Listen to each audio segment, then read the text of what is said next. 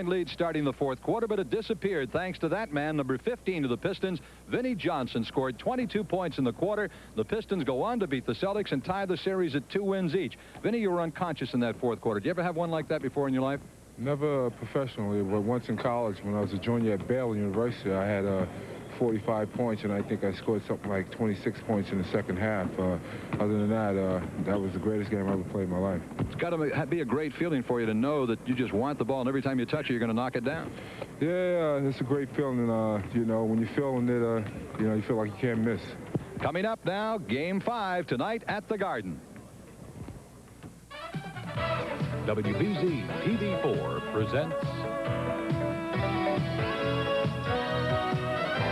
the world champion Boston Celtics. A participating advertiser of tonight's game is Miller High Life. Miller made the American way since 1855. By New England Telephone, the 9X company. By Stop and Shop Supermarkets, it's time to stop and shop. By your New England Nissan Datsun dealers, where all you're going to hear is yes, we can. By Fleet National Bank. Fleet National Bank, New England's financial resource. By your Mass Chevy dealers. Test drive a new Chevrolet and see why we're not #1 for nothing. And by Texaco, who also brings you quality automotive products you can trust. Live from the Garden tonight, the world champion Celtics against the Detroit Pistons. Good evening, everyone. Gil Santos along with Celtics head coach Casey Jones. It is Game 5 of this best-of-7 Eastern semifinal series, deadlocked at 2 wins apiece going into tonight's pivotal game. And Case, Sunday, going into the fourth quarter, an 11-point lead. The Celtics scored only 12. What in the world happened? Well, a couple of things happened. When Kevin and Robert, with 3 or 4 foot shots, can't put it in. Larry Bird had 2 or 3 shots that didn't go in at that time. And then we had also at that time, we had a couple of turnovers. And they went the other direction, and each thing that they threw up there, you know, Vinny and Tyler, the ball went in the hoop. But we started the fourth quarter off with a 12-point lead, and we could not do anything well for the next 4 or 5 possessions, and which meant, you know, that the ball didn't go in the hoop, and that it really told the story because they just totally gained confidence, and they just waited around and let Tyler and of course down the line it was Vinnie Johnson that really did damage, and they just took it to us. Anything that your club has not done to this point in the playoffs that you want to see them do tonight? Yes, I'd like to see us run a little more. We have not run the ball up the court since the first ball game. Now we want to just see if we can push it up. All right, Case, good luck tonight. Thanks. All right. When Bob Cousy and I come back, we'll be talking about tonight's game and the possibility of the Celtics pushing it up the floor a little bit better.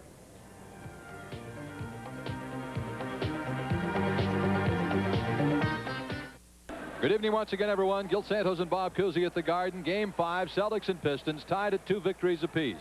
Cousy, one of the things KC said in his opening remarks, they didn't think the ball club was running well enough. Do you agree with that? Do you think they're pushing the ball up the floor fast enough? Well, I think that's one of the facets. I think, generally speaking, Casey has to regain the killer instinct where this team is concerned. The full commitment. We've talked about that before. They haven't really demonstrated it in the first 2 series here against Cleveland and Detroit. The fast break traditionally has been, you know, the most effective offensive weapon the Celtics have used, but it creates an attack mode in terms of boards and defense as well. Yeah. So I think Case is trying to create an atmosphere. If he can get them pushing it up quickly, attacking offensively, it'll carry over to the defense and the boards and be a general uplifting. All right, we'll talk a little bit more about this one in just a moment. Right now, our national anthem.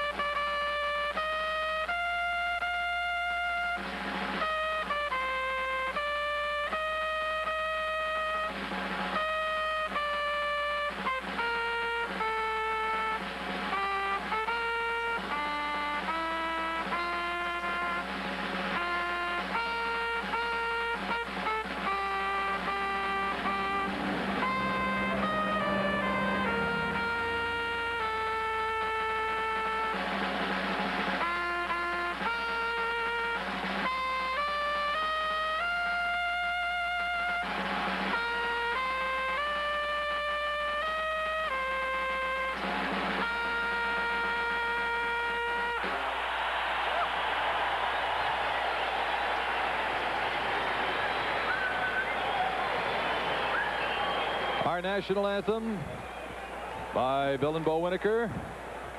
And we're set to go here at the Garden in game number 5. Coos, it's down to a 2 out of 3 series now. Is this not the point in time where talent should take over?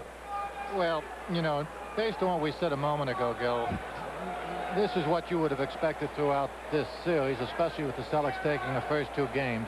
You figured that they would lose one in Detroit, but certainly not the second one. However, you also didn't figure they'd come up with 2 quarters where they scored 21 and 12 points, which is, you know, pretty hard to believe. It's this general malaise that continues to plague these guys in terms of not taking the opponent at this point seriously. Now, hopefully they will, if they get by this series, they will, as Bill Lambier, who has had a not the most effective series, I wouldn't say. In that 3rd game in Detroit, he played extremely well, but he is starting to pick up his play on the boards and defensively a bit. What I'm saying, unless they make up their minds, what they need is a little injection of fear, frankly. The fear factor in the jock, I think, will bring out the best performance, or for that matter, in showbiz or anything else. You know, they've got to be a little frightened of the opponent. They haven't reached that point. Let's see if Detroit, you know, taught them a lesson, because I'll tell you, the other side of that coin is that I think we talked about this in the first game that we did here in Boston. Detroit came in here feeling they couldn't win. I think now that the Celtics have let them off the floor, you know, instead of putting them away when they had the opportunity, now the 2 out of 3 series, I think it's going to become much more difficult for them, because I really feel that Detroit believes in themselves at this point and believes they can beat the Celtics. How about the great performances? There's Chuck Daly, the head coach of the Pistons. How about the great performances they've gotten off the bench from Vinnie Johnson and Terry Tyler? Now, Johnson has always been a Celtics killer. We've seen him do it so many times. But I don't know. I've got to think that if you win 2 ball games, there's Vinnie Johnson, 34 points on Sunday, 22 in the 4th quarter. Nice guy. I've got to believe that the Garden crowd is certainly trying to pump a little enthusiasm into the Celtics as well. They're giving them a standing O. It's a big factor. I've got to believe that if, in order to win your 2 games at home, you need incredible game-of-your-life performances from Terry Tyler on Thursday and Johnson on Sunday, that the Pistons may be close to running out of that kind of a situation. Not only that, but I think the Celtics are going to give these guys a little more attention. It is not unusual, Bill, in playoff competition for talented subs to do most of the damage, only because in game preparation, the coach and the players give all their attention and their defensive thrust toward the superstars of the world, the Isaiah Thomases, the Groundfield Papukas, etc., so that when the subs come off the bench, you know, after focusing, as I say, all that attention on the key guys, it's only natural to let down a bit. So with subs that shoot the ball as well as Vinnie Johnson and Tyler, they can have the exceptional night. Your rebuttal to this, which the Celtics did not exploit in Detroit, was, you know, when a guy makes 2, 3, 4, 5 in a row, I mean, make the adjustments. Yeah. Start denying him the ball. Start trapping him the way you would Thompson. There's the Boston coaching staff. Casey in the middle, Chris Ford on his right, Jimmy Rogers, in front of Kevin McHale. I will be very surprised if Tyler and Johnson have effective nights tonight. In other words, extraordinary performances by subs usually doesn't carry over to the next game. Yeah, they usually have a massive letdown. Plus, as I say, the defense now pays more attention to them. So the combination of the 2, I think, will produce a subpar performance. But I'll tell you, these 2 kids are hopped up, so, you know, don't take that to the bank necessarily. The Celtics have still got to get the job done on them. In the series so far, the Celtics averaging 117 points a game, the Pistons 110. Celtics out rebounding them 48-8. But 2 big statistics. The Pistons have stolen the ball an average of 10 times from the Celtics, and the Celtics have turned it over 18.5 times compared to only 13 for the Pistons. Our refs, on the left, Billy Oakes; in the middle, Jake O'Donnell; on the right, Wally Rooney. Rooney and O'Donnell are the refs, with Billy Oakes the alternate. You always have an alternate in the playoffs. They'll re-jump it. Lambier and Robert Parrish. Robert controls to Larry Bird. Bird, Johnson, Ames, Parrish, and McHale for the Celtics. It's Long and Thomas at the guards, Papuka and Roundfield at the forwards, Lambier in the middle. No No good. Ainge rebound inside as it's stolen out of his hands by Johnny Long. And Ainge is going to be called for a loose ball foul going after it after Long ripped it out of his hand. Well, that is not a very positive way to start in terms of what Casey was trying to instill. You know, having the ball taken out of your hands that easily. We've got to get a little more aggressive early on here. Parrish the rebound to the Lambier missed shot. And the Celtics come down with Dennis Johnson pushing it up. Ainge waits to clear. 2-0 Celtics. Nice move there by Danny. He let the defense move by and took his time. Parrish on the steal of Tripucka's pass to the hands of Bird. Celtics seem much more aggressive in the early minutes here. 4-0 Boston.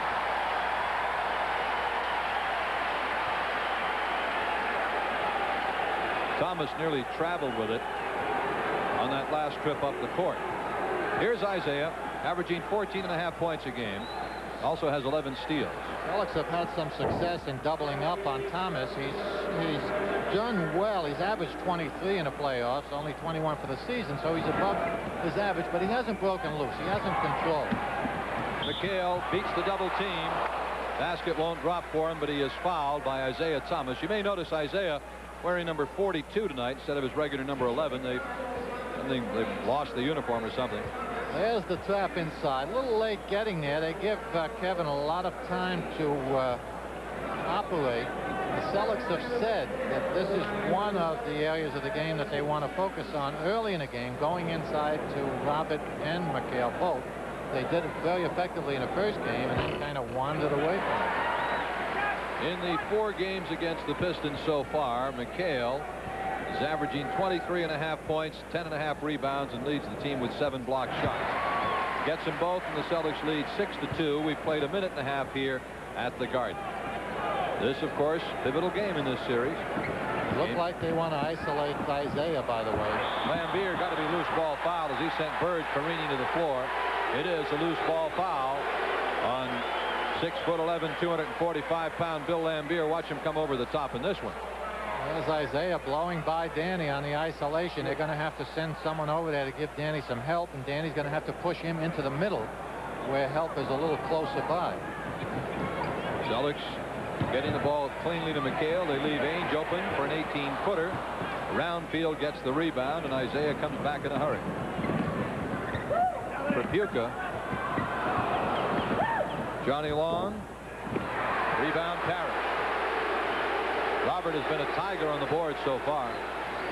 Robert being careful with that outlet pass. The Celtics, that's one of the problems they've had in this series. They've turned the ball over twice as many times as Detroit. 18.5 per game. Tripucka gets his own rebound, puts it down. Good athletic move by Terry Tripucka. A little lucky on the offensive board there off the missed backboard shot. It came directly back to him. Celtics lead is 2 points. Ainge around the Parrish pick. Danny's shooting well in this series after having troubles against Cleveland. 55% from the floor in this series, averaging 14.5 a game. Lambier just not quick enough to get by McHale. Outside Thomas. Pistons getting only 1 second shot so far in this game, and that was the one to Tripucka. Bird pump.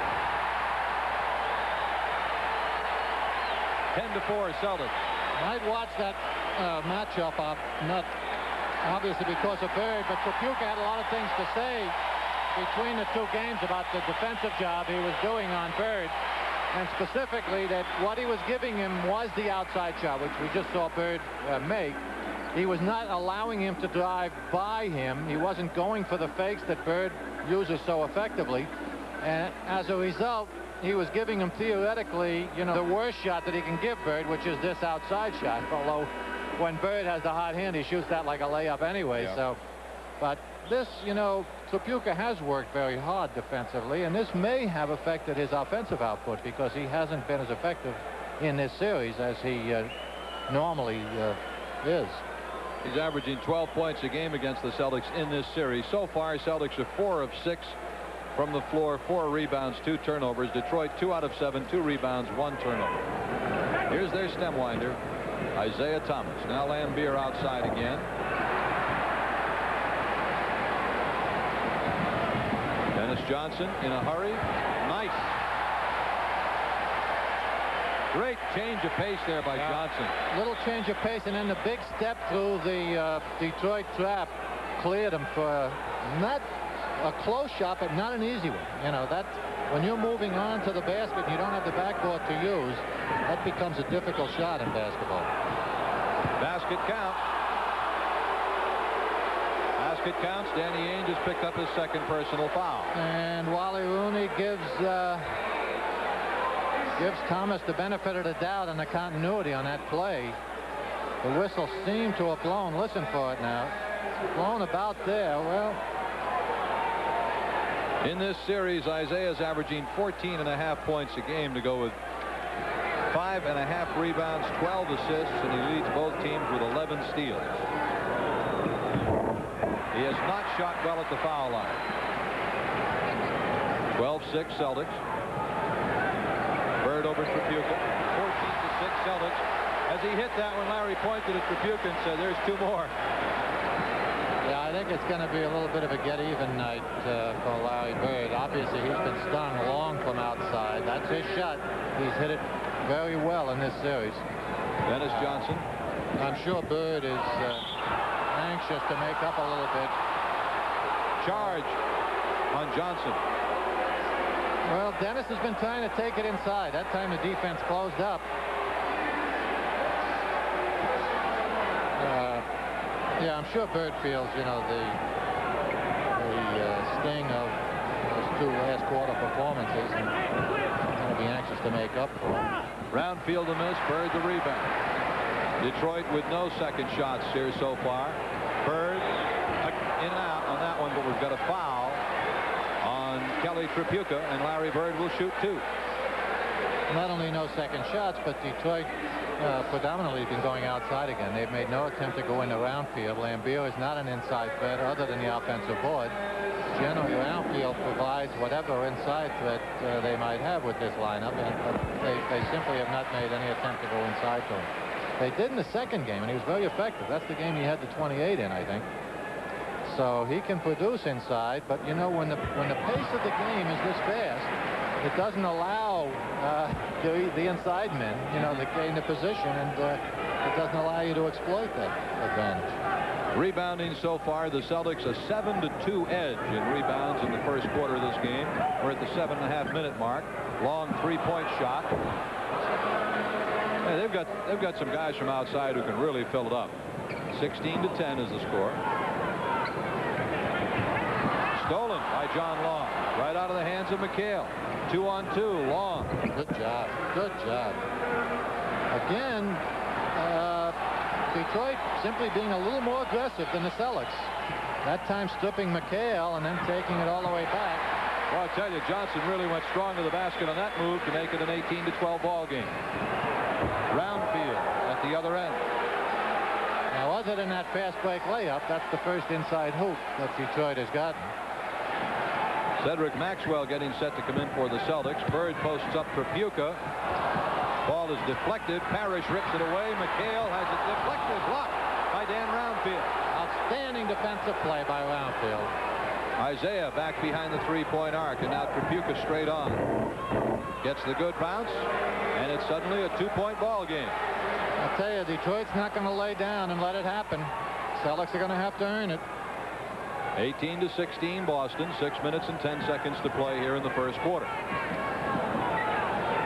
Bird again posting on Tripucka, and this time it's an offensive foul on Bird. I think the Celtics showing their offensive aggressiveness. They picked up a couple of offensive fouls early. This is not the way to do it, especially for Larry Bird, because he runs takes the chance of a confrontation and tempest flaring and two people being thrown out of the game, and you know who'd be the loser there.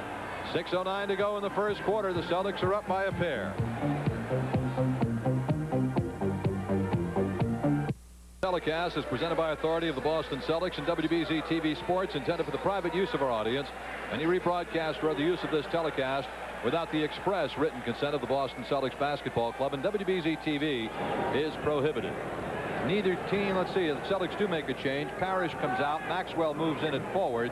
McHale is at center. 18-16, Celtics by 2. Just under 6 minutes to go in the quarter. Tripucka launches another jump shot. Rebound to Ames. That is a 9-3 Boston rebounding edge so far in this first quarter. It'd be nice for Max to live up to his billing tonight. He's a big game player, and it could be a pretty big game in a 2 out of 3 series. You don't want to lose that first one. Ainge 20-footer. Rebound. McHale has it. Bird. Johnson. They're going to bring it back out. Smart move by DJ. Oh, look at that.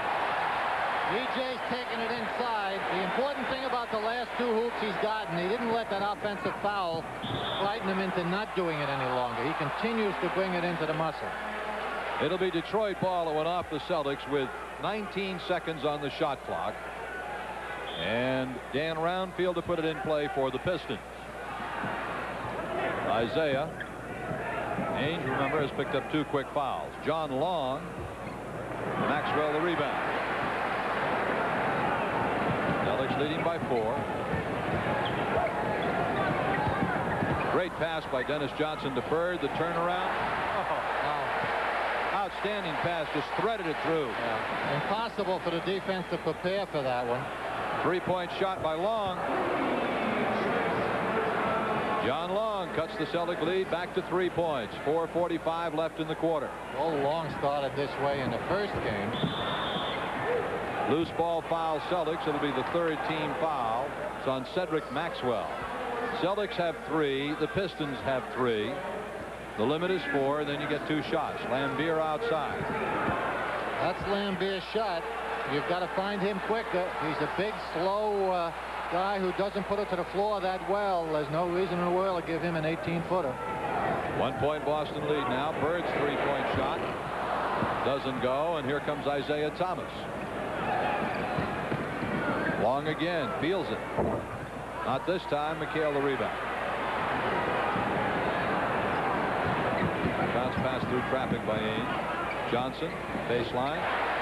Dennis is smoking. 8 points. 5 hoops. Ball to the floor. Tangle of bodies. Finally, Jake O'Donnell called a jump ball. 3 blue jerseys on that pine. That'll tell you how much Detroit wants it. I'll tell you. That's right. A moment ago, it's not going to be easy for the Celtics. Ray Williams in for the Celtics. Danny Ainge goes out. Robert Parrish getting set to check back in for the Celtics. Johnson 4 for 4 in this ball game. 8 points. Larry Bird has 8 points, so they've combined for 16 to the Celtics 24. Kent Benson is in for Detroit. McHale wins the jump to Ray Williams, and the ball goes off the foot of Williams. Again, the turnovers continue to plague the Celtics. 4 Boston turnovers, 1 for Detroit. McHale goes out. Parrish is in for Boston. Benson has replaced Roundfield. Those turnovers really come back to haunt you in close games, or certainly in playoffs where both teams, are putting out completely. Lambier now Long, kicking it off to Lambier. Bird has the rebound, going to get a loose ball foul on Larry Bird. That's 2 fouls on Bird in the ball game. Celtics at the limit and team fouls. Let's take a look. Bird with a big height advantage. Long is sandwiched in between he and Maxwell. No reason to push. It didn't look like a push on a replay, let me tell you. Benson posting up over Bird. Benson the rebound. Pistons getting 3-4 whacks at it. Ray Williams doesn't pick it up. Tripucka does. Pistons very aggressive. 3-point shot. Was that a 3-point or a 2-point? As a 2-point shot. 24-23 Celtics. Detroit's best flurry off the board. Johnson 5 for 5. Continues his excellent penetration. Celtics fans looking for a walk. Maxwell the rebound. High-scoring first quarter, 2:54 to play. Celtics determined to push that ball up the floor here in this one. And now we're going to get a foul on John Long. And the Bronx cheers for Jake O'Donnell. Take a peek. Long sustaining the defensive pressure on DJ. Yeah, he grabbed him by the shoulder there in the last play. Good call. Timeout on the floor. 2:44 left to play. First quarter. Celtics by 3. The game contest and any participating Stop and Shop. If your ballot is drawn in the air at the end of each game and it matches our selection of Celtics player of the game, you'll win a $150 Stop and Shop gift certificate. Contest details at all participating Stop and Shops. No purchase necessary. 26-23 Celtics, 11 of 17 from the floor, 58%. Detroit 11 of 26, that's 42%. 13-7 Celtics rebounding edge. Dennis Johnson, Celtics high scorer with 10. Here's DJ. Larry, he's got 10. Detroit with Thomas, Long, Tripucka, Lambier, and Benson out there. Celtics with Williams, Ainge, Parrish, Maxwell, and Bird. Tripucka goes right by Maxwell. Max wasn't prepared. He was running out on defense, standing up instead of in a ready position. Tripucka took advantage of it, just blew by him. Got a foul on Tripucka. Bird said before the game, by the way, that he was going to try to work inside early in the game on Tripucka. It isn't the way it worked out. The last post-up was the first hoop he's gotten in there. He started by trying to open up the outside game and bring him in, but I think we talked about this in Detroit. It's you know, Tripucka works hard at it, but he's still overmatched. It's very difficult for him to give up the height and strength advantage that he does to Bird. You know, forgetting Bird's talent and arsenal of offensive weapons that he can call upon, which makes it only more difficult. So, in a sense, he has done a pretty good defensive job, given the talent of the two players. The team foul was number 5, putting the Pistons over the limit, so Bird was at the line and knocked them both down. 30-25 Celtics. Terry Tyler is in replacing Tripucka for the Pistons. Here's Tyler, who was unconscious the other night in Game 3 at Detroit. He hits his first shot. Ray Williams, a worker. He's very quick defensively, and he tries to overpower you inside, as he just did to Max in that last exchange. Max got the rebound in that flurry, went out of bounds off Lambier. It'll be Celtics ball. Chuck Daly, his assistant Dick Harder, and Celtics head coach Casey Jones. Williams now Bird popping free. Great flying pass to Parrish. Missed the layup. Gets it back. Doesn't miss that time. You don't miss too many of those. He made sure, didn't he? Roberts' first one, but a very loud one, as you can see. 32-27 Celtics. Minute and 20 to go in the quarter. Very high scoring quarter. Long for the Pistons. Now Benson, left-handed. Benson allowed to get the position that he would prefer, obviously. You've got to fight him a little harder. Dennis Johnson has not missed a shot. He's 6 for 6 here in the first quarter. Well, that should certainly help to open up the inside game a bit for the Celts. Isaiah takes it inside and scores. Well, it's 34-31 with 48 seconds to play. We've had racehorse basketball here in the first quarter. Excellent penetration by Ray Williams. Couldn't do anything, but Maxwell, the bound, does not hit it. However, he is fouled, and he'll be at the line. Isaiah picks up his second personal.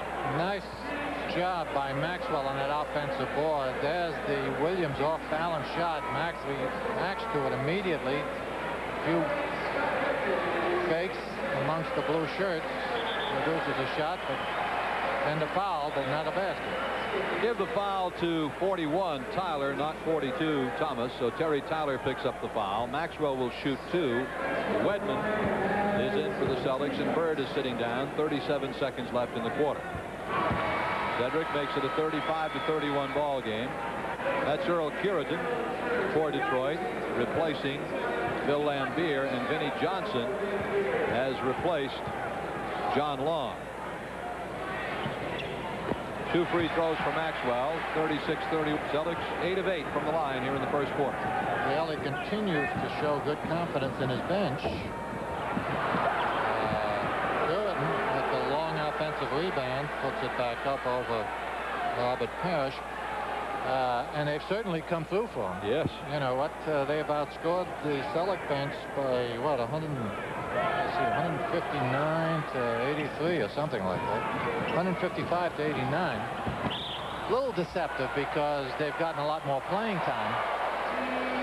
Foul on Curidan. The personnel that they bring in off the bench, a few more shooters than the Celtics, obviously Tyler and Johnson, so you can't always go by offensive stats, but the point is the subs have played very well for Detroit. Or the Celtics, as you look at Chuck Daly, Robert Parrish will shoot 2.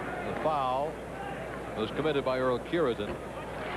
Robert makes it 37 to 33 with 11 seconds left in the first quarter. It was a high-scoring first quarter like this. Are you surprised? Just a little bit. I'm not, because of the intensity that Boston came out with. You know, they've kind of created an up-tempo game and therefore a little higher-scoring game. But let's pick up on that in just a minute. Johnson being harassed by Dennis Johnson. Thomas, now Curidan gets the shot away in time. Doesn't go. And that is the end of the first quarter. And a wild one at the Garden. The Celtics 38, the Pistons 33.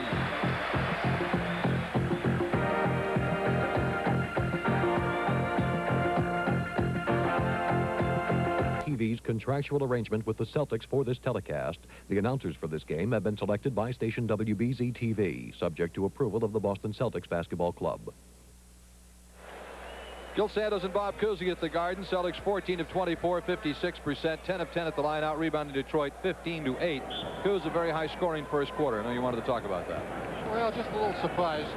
Traditionally, as the key series winds down, the scores become lower because the pressure mounts and the players, coaches, everyone concerned gets a little more conservative. You know, every mistake becomes more critical. The players, they say, start thinking about it. Great play by Yeah, super defensive job on Benson.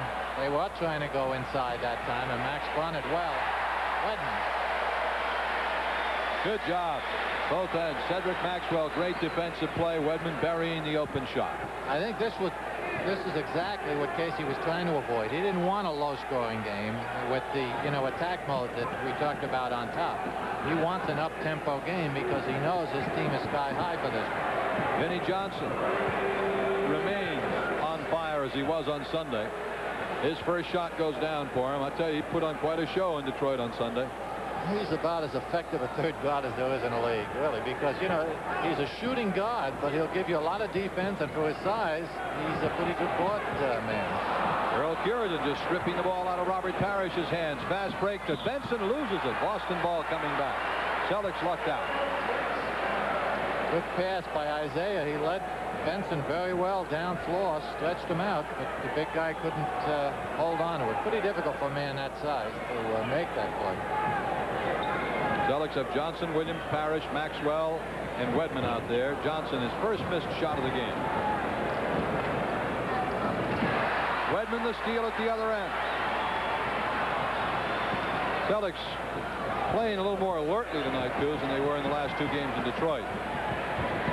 Williams penetrating, tipped by Parrish. Won't go, but he gets it again, and is fouled by Kent Benson. Parrish working hard. Roberts starting to assert himself and use that height advantage that he's got on the Detroit lineup at the moment. As you can see, no one really contesting him. Jordan finally gets in there, and then Benson reluctantly, after watching the action momentarily, but he picks up his first. All right, we've got a whole bunch of changes now for Detroit. Vinnie Johnson and Thomas remain the guards, but Lambier has come in replacing Benson. Tyler and Curidan will be the forwards. For the Celtics, Ainge has come in replacing Dennis Johnson, and McHale has come in replacing Maxwell.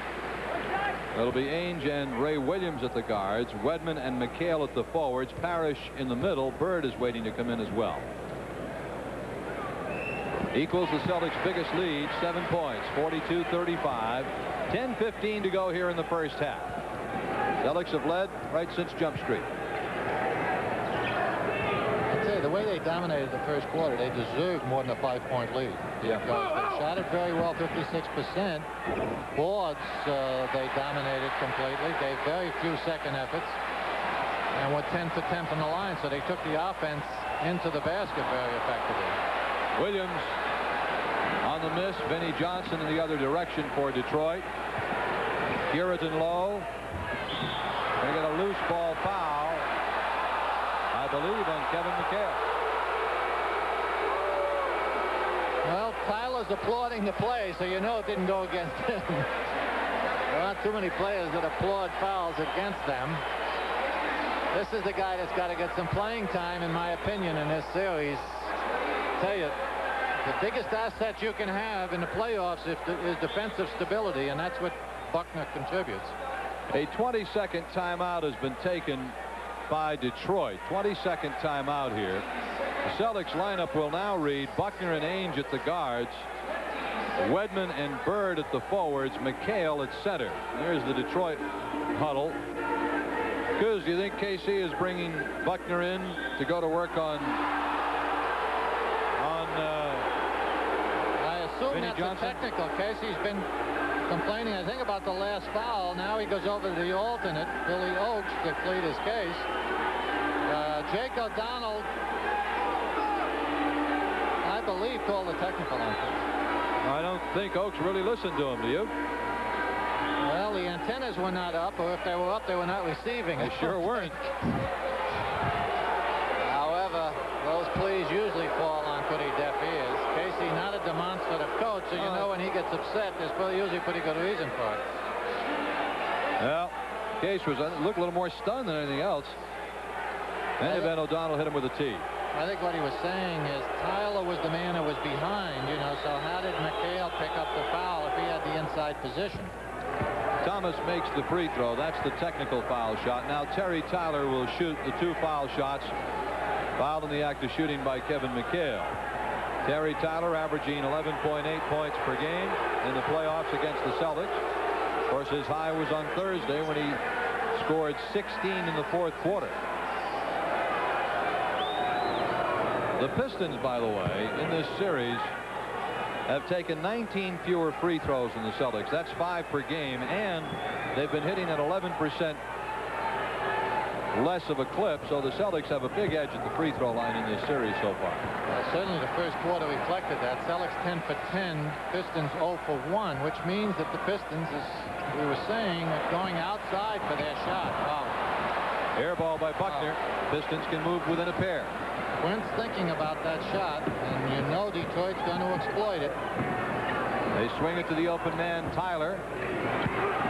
Lambeer leaning in, got the rebound. Hustling after the loose ball was Terry Tyler, and Larry Bird comes up with a loose ball, and he is fouled. Loose ball foul on Earl Curitan. Be the second personal on Curitan. Take a look at it. Detroit continues to out-hustle the Celtics in, you know, general terms. Loose balls, offensive board, things of that nature. McHale with that jump hook puts the Celtics back up by 6 with 9 minutes to go in the half. Detroit, 2 team fouls in this quarter. The Celtics won. That play for McHale has produced a lot of hoops in this series. They're giving him that position on the baseline. He spins outside before the trap gets to him, and he takes that little jump hook that he's developed. Good success with it. Wedman the steal. Ahead to Danny Ainge. Celtics leading by 6 points. 8.5. Ainge blowing by everybody, kissing it off to Bird. Outstanding move by Danny Ainge. Look at it again. Detroit takes a 20-second timeout. Here's what an effective penetrating guard can do. Once you get this close, the big man's got to come over and do his job, or attempt to, and that leaves whoever he has left alone. Ainge repaying Bird. Bird has given him enough easy hoops. Danny said, hey, old-timer, here's one back for you. Take another peek at it. Now they've called a full timeout, by the way. Here's another angle on it. There it is. Thomas, I think, leans in and goes for the ball. That's enough for Ainge, who has that explosive speed when he sees an opening. Good job.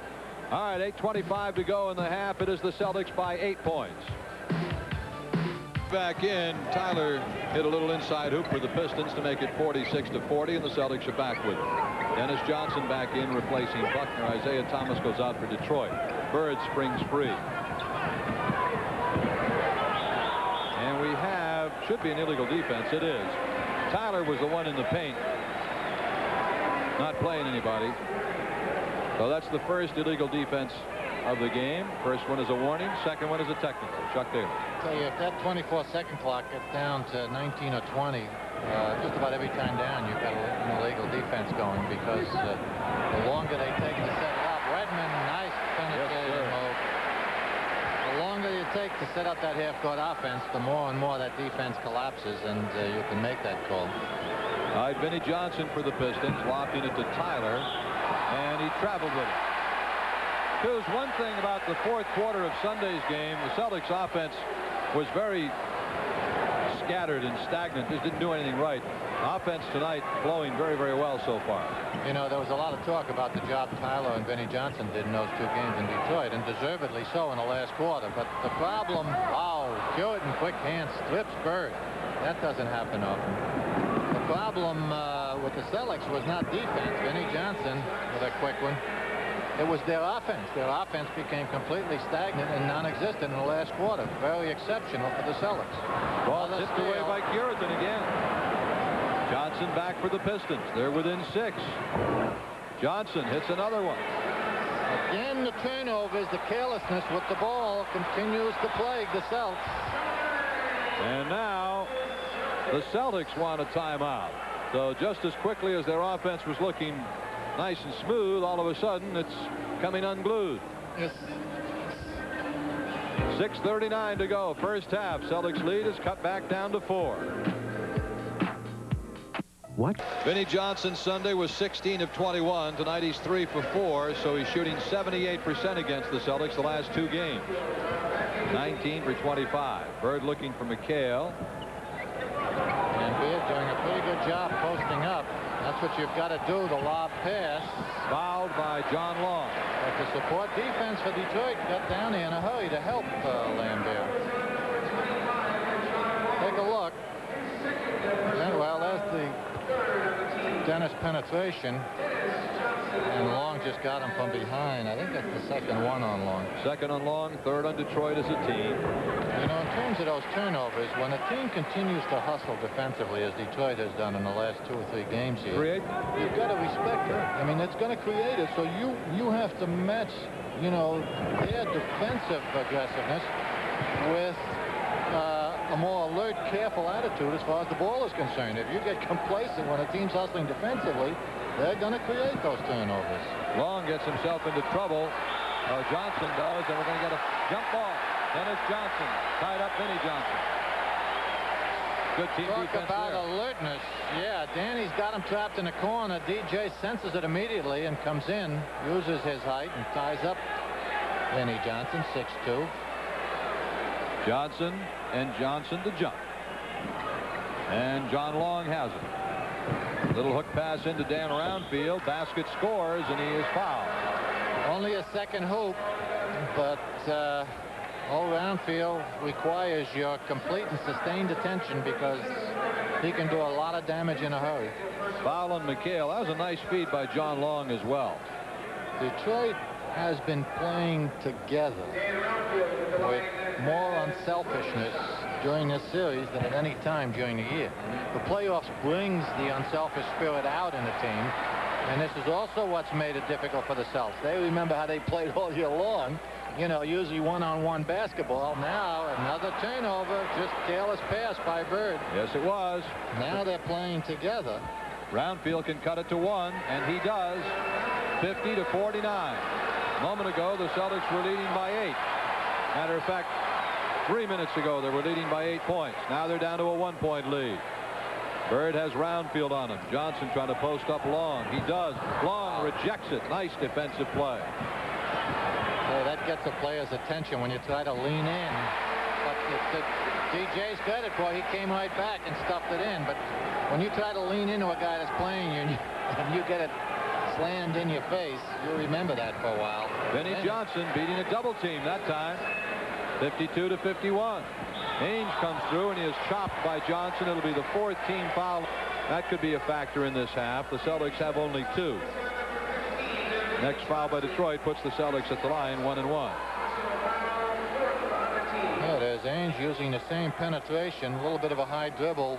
Johnson goes after it and gets called for his first foul.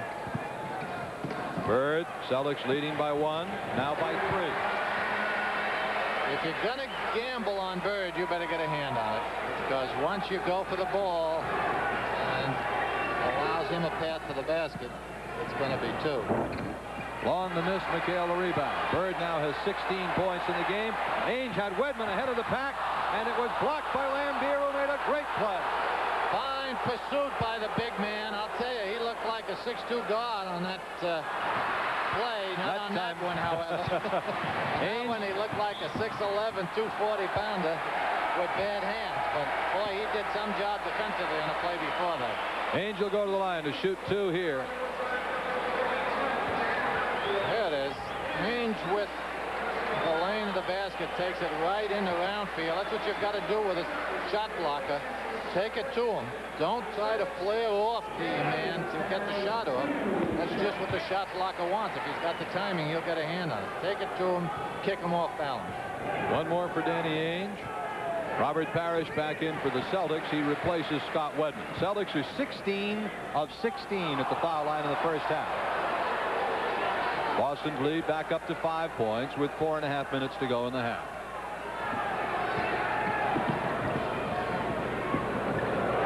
Tripucka, Lambier wheels in. Good job by the big guy. He's been quiet offensively tonight, only 4 points. That time, however, he created an opening for himself. He and Parrish are going at it. Bird right by Tripucka with a left hand. Count the hoop. 58-53 Celtics. Tripucka posting over Ainge and sliding through for the 2. They found a quick opener down low that time with the mismatch. Tripucka and Ainge took advantage of it.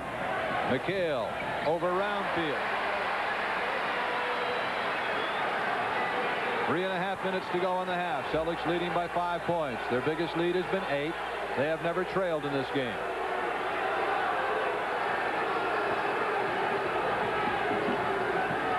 Thomas has sat out a long while here in this quarter. John Long from downtown. Continue to set that little low pick for Long for what amounts to a 20-footer. But I'll tell you, he's hit it very well. Bird doesn't hit it over Tripucka. Lambier gets the rebound. Under 3 minutes to play here in the half. Vinnie Johnson. Boy, oh boy, he is. And you know, his shot, every time he takes a Coos, doesn't look like it's going to reach the basket. Shoots a line drive shot, and it's always under pressure because he leans in with it. He's only 6'2", but I'll tell you, his bulk really allows him the room he needs. Johnson continues. Dennis ends up in the crowd with that one, but he continues hot. He's missed only 1 shot. 3-point Celtics lead. 2.5 minutes to go in the first half of this high-scoring 5th game. Hey, Detroit's got to be happy, and Chuck Daly's got to be happy to be 3 points away at this point. Johnson again. I take back what I said earlier on. I said usually the subs don't have back-to-back games. They don't carry it over. He's 6 for 7. Johnson certainly has so far. Dennis Johnson gets it to drop for him. DJ wants it tonight. He's really done a job penetrating and using his strength and size on the smaller Detroit guard. 9 for 11 in the first half for DJ. Vinnie Johnson outside again. What has he got? 7 of 8? Oh, deja vu. Holy Toledo. Wow. McHale wheels on Roundfield, is fouled, and Kevin will be at the line. 1 point Celtics lead, and Vinnie Johnson and Dennis Johnson are just throwing them in from everywhere. There it is. McHale again opts not to go for the little jump hook when he senses that he's got a path to the basket. Takes the better opportunity and picks up the foul on Roundfield, his second. Pistons well over the limit. Earl Curitan will come in for Detroit, and so will Isaiah Thomas. With the pace of the first half so far, Gil, both teams are going to have to rely on their benches, I think, in the second half. You notice the defense breaking down a little bit? Yep. Say they've really, Pace wanted an up-tempo game, and, you know, he's getting it. Let's see if it works in his favor, because, as I say, I think he's going to have to go to that bench. giving Buckner a second chance despite that air ball he threw. I think that's a good positive move on Casey's part. Buckner is in to guard Vinnie Johnson. Isaiah Thomas is back in for the Pistons. Minute and a half to go in the first half. Been a barn burner. Celtics lead by 3. Buckner chasing Johnson for obvious reasons. He's trying to deny him. Round field a miss. Bird the rebound. Dennis Johnson has hit 9 of 11 so far in the first half. Posts over Isaiah. Air ball to the hands of Dan Roundfield. Detroit has a 4-on-2, and they throw it away. Detroit had an ideal 4-on-2, but they had a forward handling the ball. That's the danger of allowing a forward to handle the ball. Roundfield handles it well, but you've got to sense when you've got a guard in your left. He had Thomas on his left lane that time. Give it to Lane, toss to Thomas, toss behind him, take the lane yourself, and let perhaps, you know, the best playmaker in the league at this moment make the play. Johnson looking for Mikhail Lowe. They've got Buckner at the foul line. Get in there. Quinn Buckner. Excuse my enthusiasm. I wanted that one to go down, and I'm sure Quinn Buckner did. Going to call a blocking foul on Dennis Johnson on this one. That's only the 3rd team foul on the Celtics. So Detroit is not yet in a shooting situation. It's a possession foul. Big hoop for Quinn Buckner the last time down. He threw the air ball the first time in. Detroit exploiting his lack of confidence in that outside shot, and they'll continue to make him prove it. That time he did. Tripucka to put it in play. Buckner is all over Vinnie Johnson. Oh, Buckner's doing a great job on it. They go to Isaiah on the baseline, and he floats it over Mikhail. Bird releasing to Mikhail. Isaiah got a hand on it. Buckner with a steal. Re-steal by Vinnie Johnson. I'll tell you, super game. Outstanding. Both teams really working at it about as hard as possible defensively at this point. 15 seconds to go in the half. Celtics lead by 3 points. Johnson gets by Buckner and hits. Wow.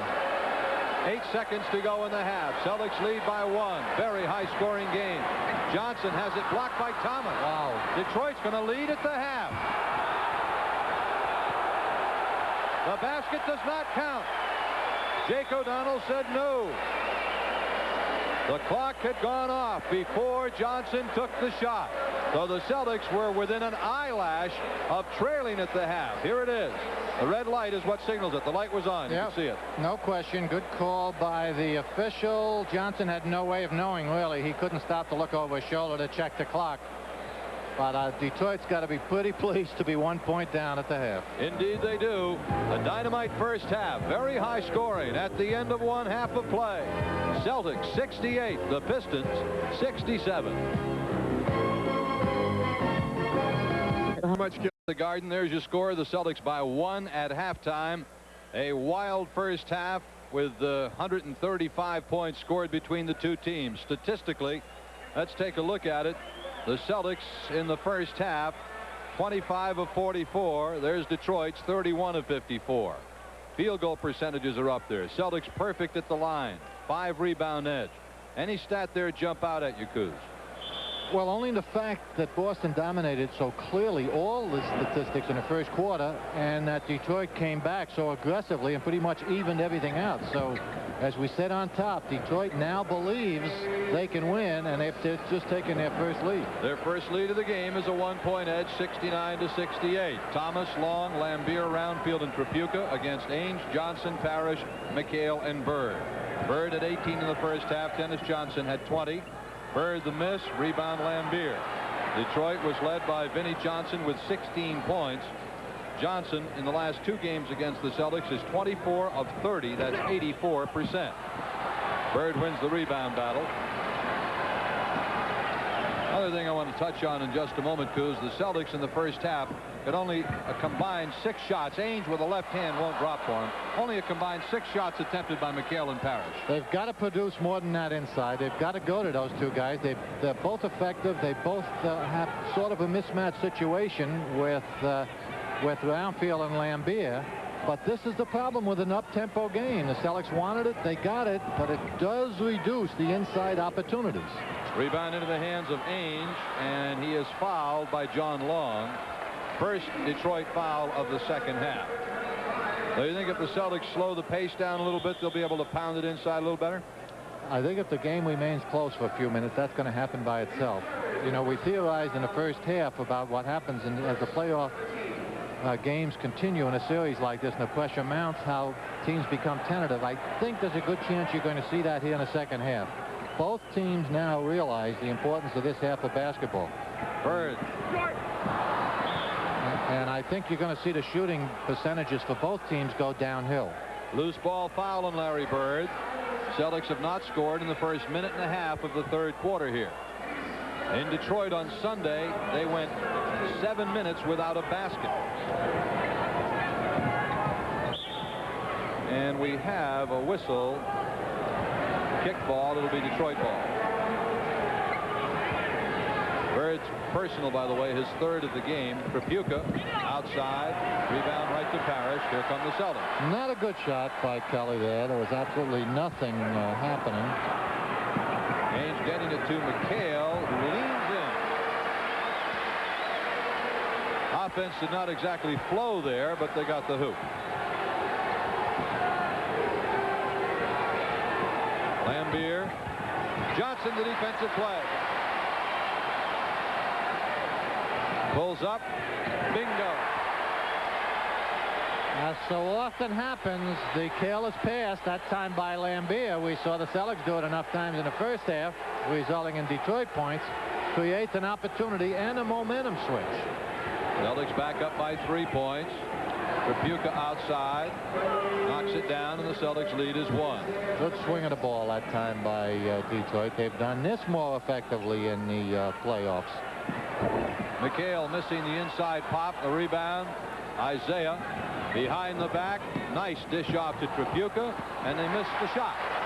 Celtics should have an advantage at the other end. They're 3-on-2. Bird's got Ainge cutting through. Bounce pass to McHale, and Kevin goes out of bounds with it. Played 3 minutes of this third quarter. The Celtics lead by 1.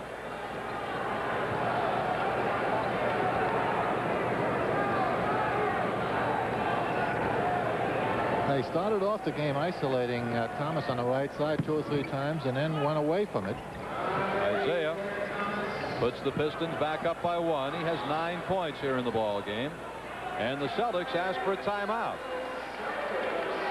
8 minutes and 46 seconds left to play here in the third quarter, and the Detroit Pistons have gone back up by 1 at 73-72.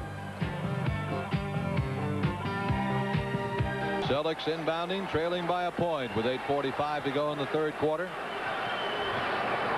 Both teams still with their starting lineups intact. Ainge, now Bird. Johnson is left open. 24 points for Dennis Johnson. He has missed only 2 shots all night. Outstanding night for DJ so far. Also has done an excellent job on Isaiah, by the way. Ainge guarding him now, but he had him a good part of the first half when Isaiah only had 7. Johnny Long for the Pistons. Now Kelly Tripucka. Roundfield over Parrish. Roundfield gets the rebound. Parrish blocks the shot. Lambier has it. And we've got a foul on the Celtics. DJ staring down Lambier. Dennis's third personal. Second on the Celtics as a team, third on DJ. Now what should have been Celtics ball on the missed shot turns out to be a Detroit possession again. Celtics are up 1.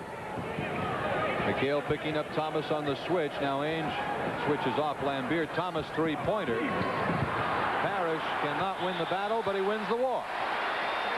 Lambier using his body effectively on Robert, but Robert was able to get a hand on that ball. Ill-advised shot, I thought, by Isaiah. Yeah, well, he saw the mismatch. You know, generally, when you get a big man on a mismatch that far from the basket, you don't want the big man wants you to take the outside shot. You want to blow by him. And you're right. Isaiah played into Boston's hands. Bird, the offensive blast. Ainge and Roundfield run into each other. Roundfield set a pick, and Ainge ran over him. Long 3-pointer. DJ the rebound.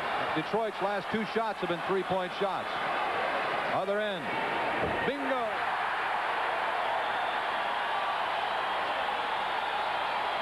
Timeout, Detroit.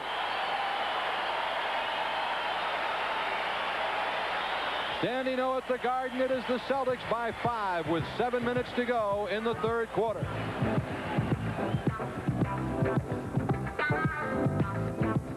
Changes for Detroit. Vinnie Johnson and Kent Benson come in. Dan Brownfield and John Long go out.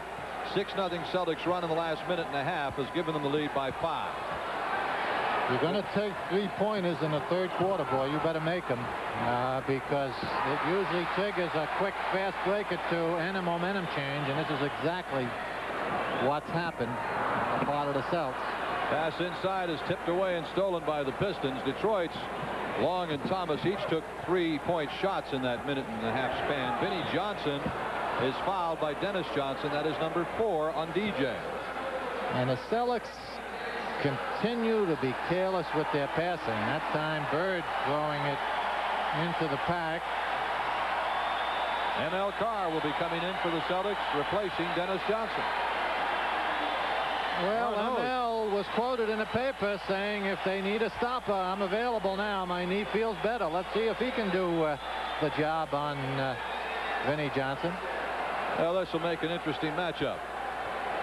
ML at 6'6", Johnson at 6'2". ML with a cranky knee. Yeah. Johnson with a red-hot hand. ML's got the height advantage, but I'll tell you, Vinny's tough. You saw him get by Quint Buckner at the end of the first half, and Quint was giving him all he can handle. Still got by him around the foul line and made the last of his jumpers. Losing Dennis Johnson, sitting down with 4 personals. Tough blow for the Celtics because he's been smoking hot with 24 points in the ballgame, as well as doing an outstanding defensive job. Ainge and now ML for the Celtics. Let's see how they handle ML's offense if they fall off him. Bird gets his own rebound, comes back in. Kent Benson gets the rebound. Celtics lead is 4 points. Bird is struggling just a bit offensively. You know, he's saying that the elbow isn't bothering him, but he's certainly not shooting as effectively in the last 2 or 3 games as he had earlier on. Isaiah goes one-on-one. Basket counts, and he is fouled. The Pistons are back to within 2, and if Isaiah hits the free throw, they'll be within 1. Foul is on Ainge, his 4th personal. Tell you, with all the talk about Johnson and Tyler, you know, Isaiah hasn't had his big one in the series, so keep your eye on Isaiah. He's capable of giving you the 40-point game.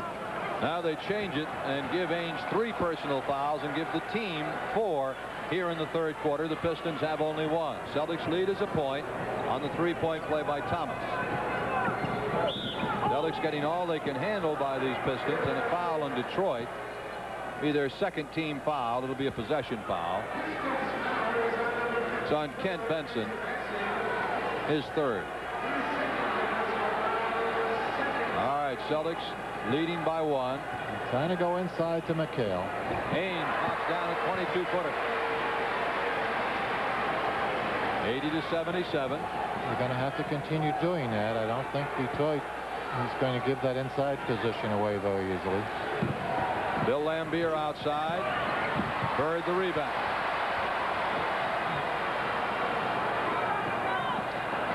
Gets it over to Danny Ainge with 5:15 to go in the third. Celtics leading by 3. Bird the baseline. Blocked. McHale picks it up. Bird is knocked down by Benson. And it'll be the 3rd team foul on the Pistons. Was the foul on Benson or was it on the ball? Thomas. I'm going to give it to Thomas. Bird gets it in here about as far as he can go, but Laimbeer gets a hand on it. Good defensive play. How can that be on Thomas? He wasn't even near the play. Must have been on Laimbeer. I don't think the call was on the Bird play. It was outside, right? McHale, basket does not count. Offensive foul. Right, the play was outside. That'll be Detroit ball. Offensive foul on McHale, his 3rd. That's a key call because 4-point swing. Depending on how you look at it, the weak side collapsed very quickly and effectively, but the play developed so quickly that generally they go the other way with that call. In any event, it's a key play for both teams. Isaiah for Detroit. Ball bounces off the arm of M.L. Carr. Detroit to 2 on the shot clock. Vinnie Johnson gets it away. The 24-second clock went off. Good defense by the Celtics. That gets the fans' attention, gets them involved in the game, although they've pretty much been involved since the standing O during introductions. Parrish has gone out. Wedman's in. Bird goes by Benson. Basket count. What a sweet move by Larry Bird.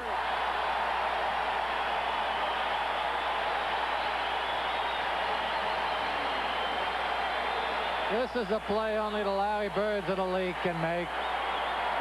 Little dipsy doodle, little turtle job, ducks the head in, over the shoulder, blind shot. Outstanding. In the traffic. Celtics back up by 6. And Detroit has called for a timeout. Listen to the Garden. No, technical. Technical foul has been called on Chuck Daly. Chuck Daly has just been hit with a technical foul. Bird knocks it home. I guess he was complaining about allowing the basket.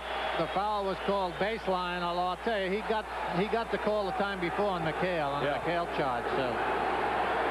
The Celtics have run in 6 unanswered points and lead by 7.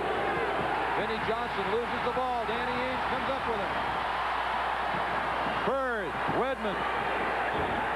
No hoop, but he is fouled.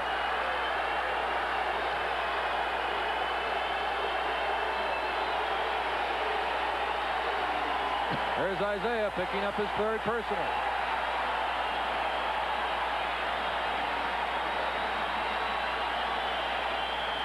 Pistons are over the limit. Wedman will shoot 2. And Scott Wedman goes to the line. 4:12 to go here in the 3rd quarter. Celtics have scored 6 unanswered points. 7.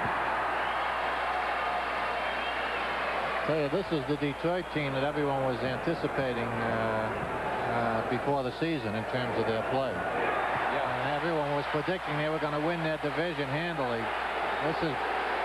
This team is playing now as well as they're capable of playing. That's a 9-point Celtic lead, their biggest of the game. Benson comes in to break a 7-0 run. Celtics in this game are 22 of 22 at the foul line. Wedman, 3-point shot. Yes! Scott Wedman. Celtics by 10. 3:46 left in the 3rd.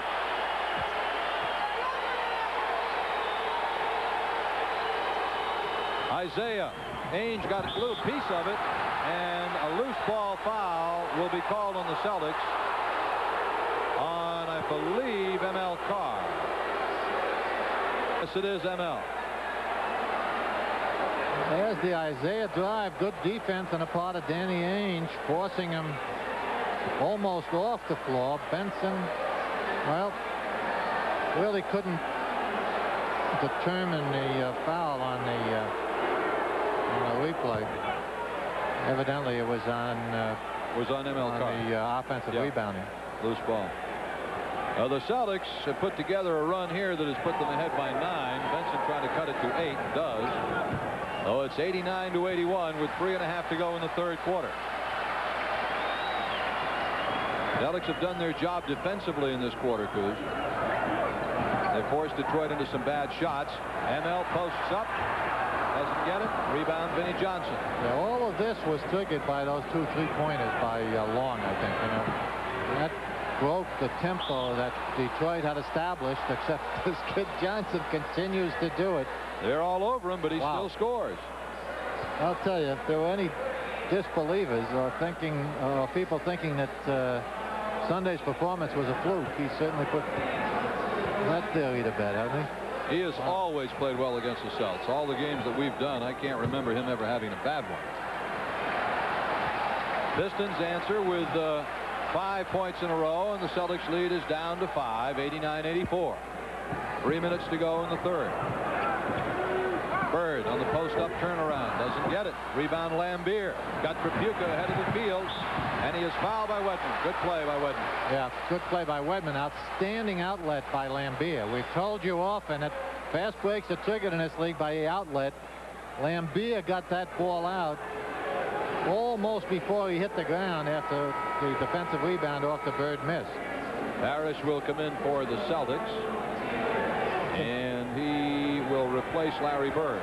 Important for the rebounder, by the way, in that kind of action. A lot of experienced rebounders, you know, will develop a sense as they're coming down, or even sometimes as they're going up.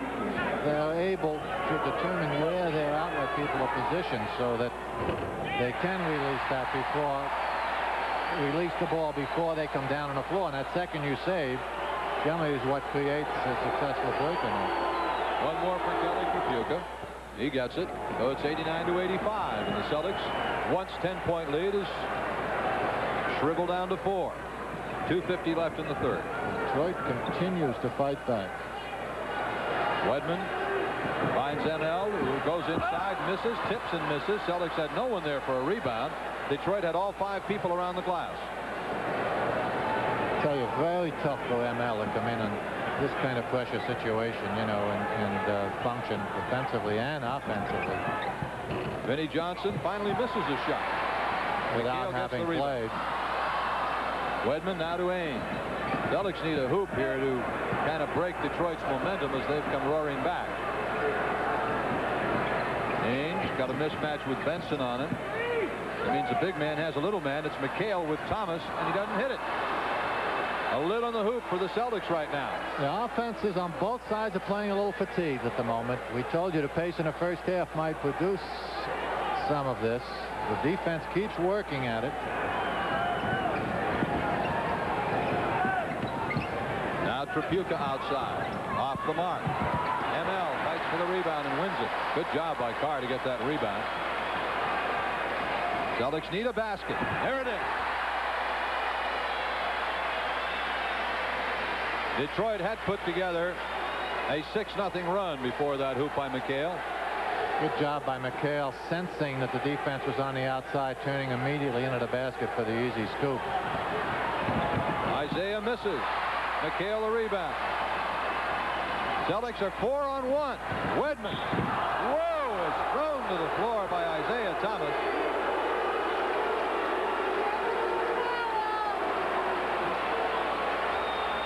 Well, he made sure on this one, didn't he? Say a little additional aggressiveness at the end of that and slamming him to the floor. Isaiah realized it immediately. 4 on Isaiah, by the way. Both teams over the limit. Tyler is in for Detroit, replacing Tripucka. John Long is coming in for the Pistons, replacing Thomas, who has 4 personal fouls. Buckner is in, replacing Carr.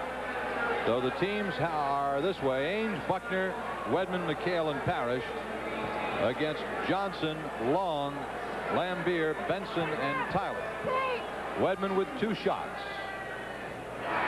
92-85. Celtics by 7 with 1:11 to play here in the third quarter. Now Ray Williams is in for the Celtics, replacing Danny Ainge. Yeah, Casey took a little heat the last day or so, you know, for not utilizing the bench more, for that matter, all season long. He's used a lot he this seems to have responded to it. And this is the time, you know, second and third quarter, I think, is the best time to go into your bench and give your regulars the blow. Obviously, try to keep them fresh for the last quarter. Buckner the steal. But a foul on Quinn Buckner. That'll put Vinnie Johnson at the line. Scott Wedman, by the way, has scored 7 points in this quarter, 11 in the game. Here's a look at it. Quinn thought he had it. Quick hand, I'll tell you, it sure looked like he had it, too. There was contact. It wasn't much of it. Vinnie Johnson with 2 free throws. If he isn't going to miss off balance, falling away jump shots, he's probably not going to miss them at the line either, is he? 21 for him tonight. His 34 the other night. A career playoff high on Sunday afternoon.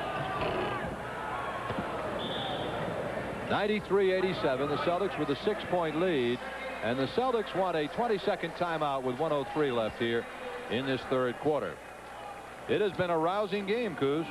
Everything we could have possibly hoped for. Tell you, I got a hello here, I've got to say. to Pat and Ken Foley of Wakefield.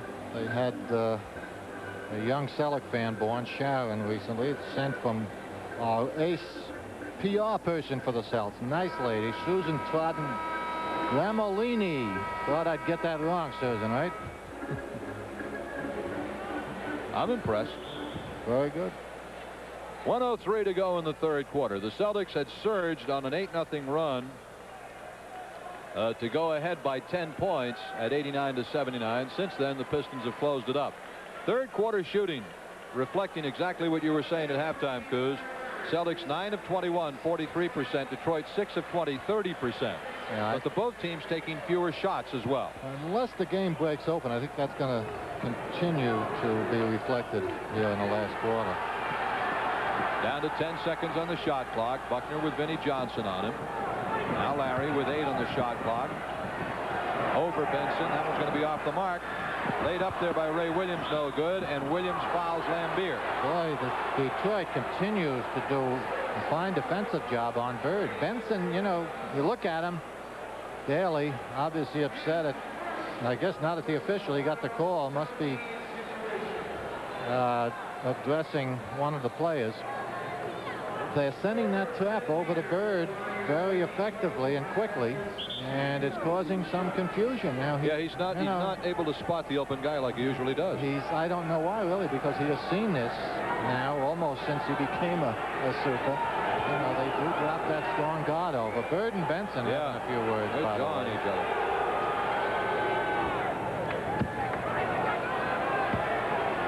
First free throw goes for Bill Lambier. 11 points a game, 9 rebounds a game in this series. That's been his average. He's got 8 rebounds tonight. 5-point Celtics lead. Well, Bird talked about that after the last game. A little confusion as to whether he should pass or shoot. You know, he said he's being trapped and he saw some open men. The instinct was to pass, but he knew that it was crunch time and he had to shoot it. All right, we're down to 24 seconds to play in the quarter. The Celtics with 10 on the shot clock. Whoa, look at that. Bird on the blind pass from Williams as Bird just snuck along the baseline and went in the back door.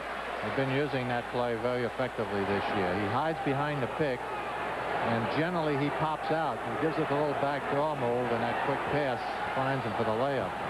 Johnson getting beyond Buckner, and the shot is missed, but a foul on the Celtics, and Johnson will be at the line again with 3 seconds left to play in the third quarter.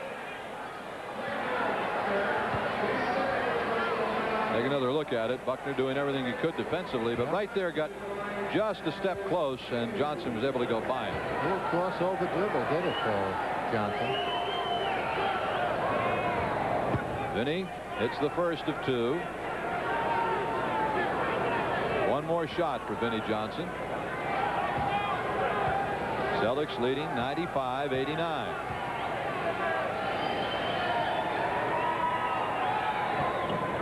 .90. Inbounds it comes to Ray Williams. 3-pointer from half court. Whoa! Hit the back of the iron. Woo! We have come to the end of the third quarter in this 5th game of the series, and it is the Celtics by 5, 95-90. I want to mention right now that during this past season, fans were asked by Lowenbrow to pick their most valuable Celtics. Ballot boxes throughout New England. You, the fans, selected them this way. Best offensive player, most valuable offense, Larry Bird. Most valuable defense, Dennis Johnson.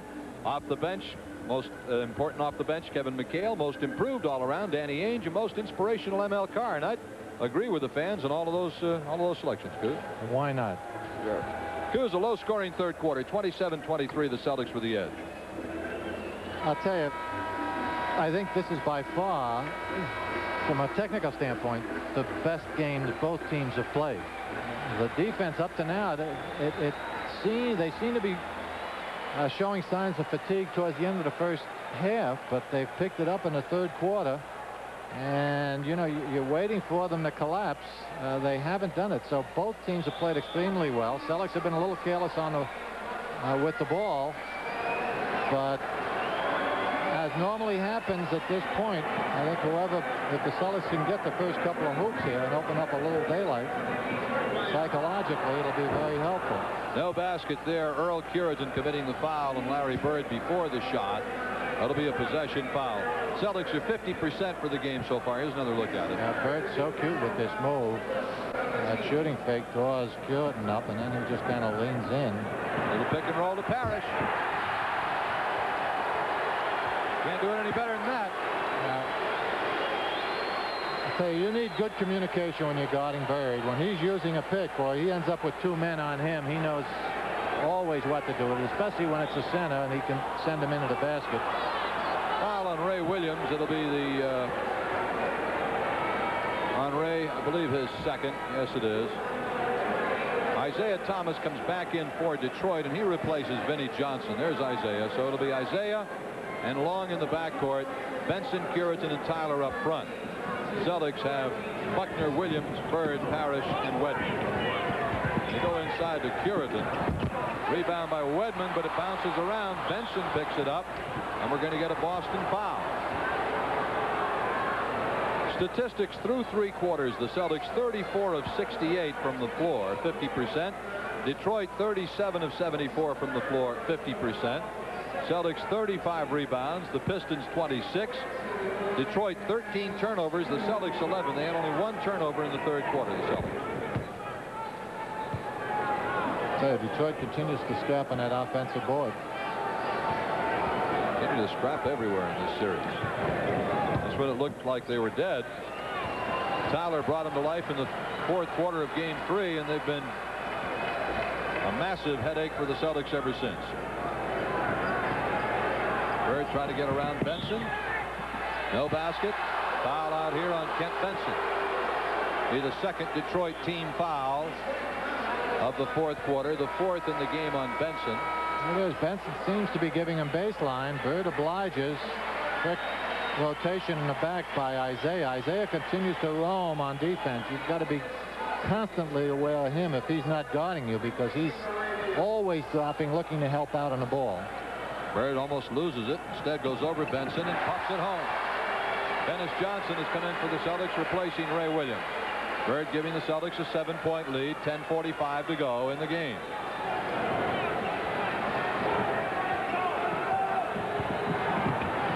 Isaiah, no, the tip in, yes, by Benson. Curitan, rather. Parrish. Wow. Bad pass, cross court. Isaiah runs into Quinn Buckner. We're going to get the foul on Buckner. Blocking foul. 3rd on the Celtics in the 4th quarter.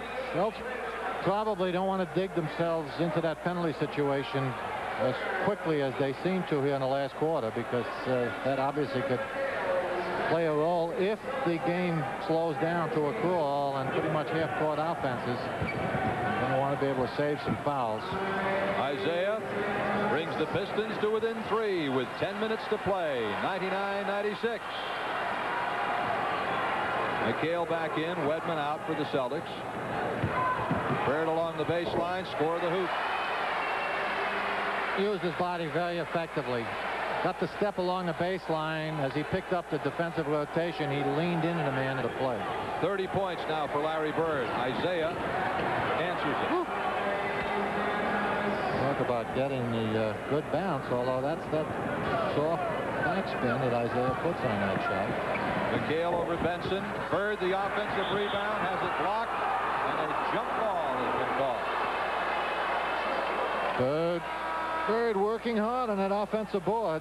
Here it is. They get it into McHale. A little bigger man on him now. Rather than Roundfield, it's Benson. Bird comes up with it, but Curitan's right there. Curitan's been effective. The tip goes to McHale, and the Celtics will retain possession of the ball as it bounced around for a moment or two. Now Cedric Maxwell is going to come in for the Celtics, and before anything else happens, there's a timeout on the floor. Timeout on the floor with 9:27 to play in this basketball game. The Celtics lead right now is just 3 points at 101-98. The Celtics at one point had a 10-point lead. Right now, I want to remind you to stay tuned for tonight's Massachusetts Lottery Megabucks. Episode of Highway to Heaven will be aired Sunday, May 12th at 1 p.m. Right now, the Celtics lead by 3 with 9.5 minutes to go in the game. Bird behind the McHale pick. No. Rebound, Maxwell. Back to Danny Ainge. Bird looking inside, takes it inside himself. The basket goes, and he is fouled in the count. Wow. Not a pretty one, especially where Bird is concerned. But I'm sure Casey doesn't mind. Doesn't have to be a... They don't all have to be Picasso. Yeah, exactly. Aesthetic success. He'll take the 2 any way he can get him. Larry looking for a 3-point play. Gets it. The Celtics lead by 6. 104-98, 9 minutes to go.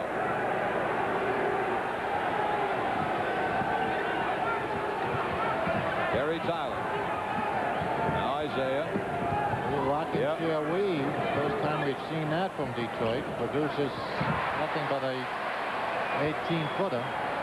DJ back at the other end. Dennis has 24 points in the game. Bird has 33. Thomas on Bird. And they double up on Bird and they foul him, and that'll be the... It's Thomas. It's it'll the be 5th. 5 if it's Thomas. It is on Isaiah Thomas. That's his 5th. You look at KC. That'll bring somebody off the bench in a hurry. Oh, great. Vinnie Johnson. That's no bargain, what I mean. That's the 4th team foul in Detroit. They're at the limit here in the 4th quarter with a long way to go. 8:41. Free throws could play a very important factor down the stretch in this one. Celtics leading by 6. They are perfect at the line tonight, 25 and 25. Looking inside. Nice job. Nice job. Bird getting open and Ainge getting the ball through traffic to him. Danny Ainge displaying good patience that time, holding it up till Bird did his work inside and got the position he wanted, then led him to the basket. So important for the good passer. Celtics have now hit 5 in a row without a return from the Pistons. And Long nearly lost it. With 2 seconds on the shot clock. Whoa, mercy me. McHale and Tyler collide. The foul will be on McHale, the Celtics' 4th team foul. Not much question about this foul. McHale. Kevin knows he's a little out of position. He was a little too far off, so he had to respond to the fake. And he did that. He did. 4th foul on Kevin. Now Tyler. Wow. Good extension. Well, he gets up there. Fine jumping ability. He goes back holding his head. Somebody got him across the forehead. The penalty you pay for going in amongst the monsters. 7:45 to go in the game. Celtics with a 6-point lead. Ainge, great job off the offensive board. Boston ball. Danny's done a lot of the little things tonight, Coos. Yes, he has. Got about 8 or 10 points. Got 10 points. Made some nice passes. He and DJ have done a good defensive job on, wow, calling 3 seconds before the foul. Yeah, he and DJ have done a pretty good job, as we pointed out earlier, on Thomas, not letting him explode. 7.5 to go. Celtics lead it by 6. Vinnie Johnson all the way. No basket. 5th foul coming up on McHale.